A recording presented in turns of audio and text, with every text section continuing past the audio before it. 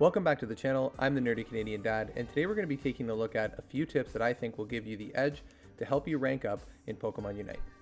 If you're stuck in the hopeless abyss of expert and veteran rank like I was, some of these things might give you just a little bit of a boost to help you win some fights, help you slam some dunks, help you just win some games that you really need to win to get yourself to that next level. One thing you're going to want to do right off the bat is head to settings and select the attack controls, and there's an option to change it from the default controls to advanced controls, which gives you the option of using A or B. A to attack nearby Pokemon and B to attack wild Pokemon. I highly suggest picking a Pokemon from each category. Pick a support, an all-rounder, an attacker, a defender, and a speedster, and get good with them, because it's going to come to a point where you're going to need to fill for your team.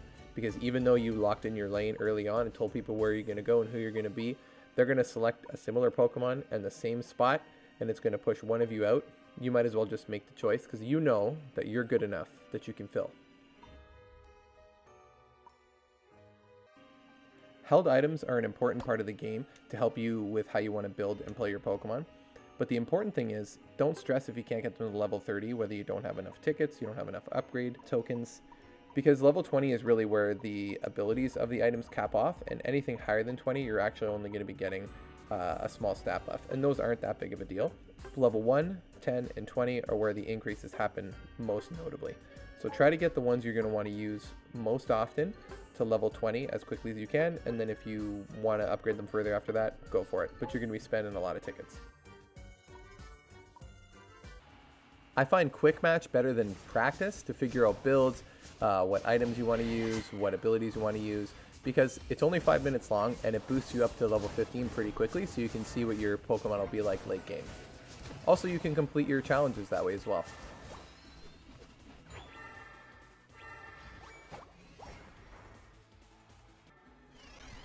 I'm going to quickly show you why positioning and choosing where to be in a team fight is super important.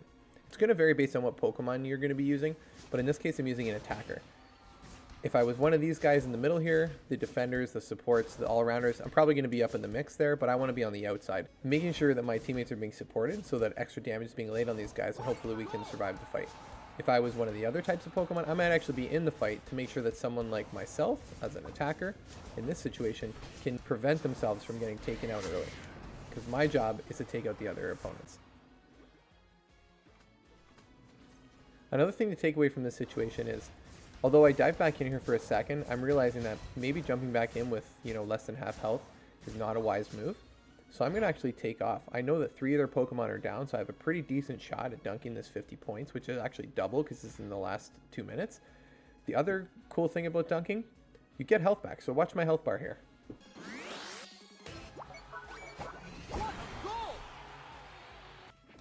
One thing that's really easy to overlook, because it's only mentioned in the tutorial very briefly, is that the more Pokemon on your team that are on the same goal zone, the faster you dunk. Knowing when to use your Unite move is important as well. Sometimes you want to initiate team fights like this situation and utilize your buffs and maybe your shield from Buddy Barrier like I do, and pick up a few KOs with the help of your teammates.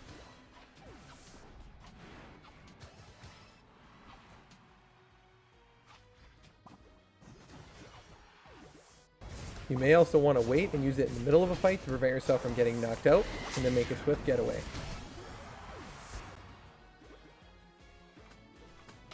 Recharging your Unite move is very important. You want to keep in mind that every time you knock out one of these NPC Pokemon, whether it's in the jungle or in the lane, you're going to gain 4% on your Unite move.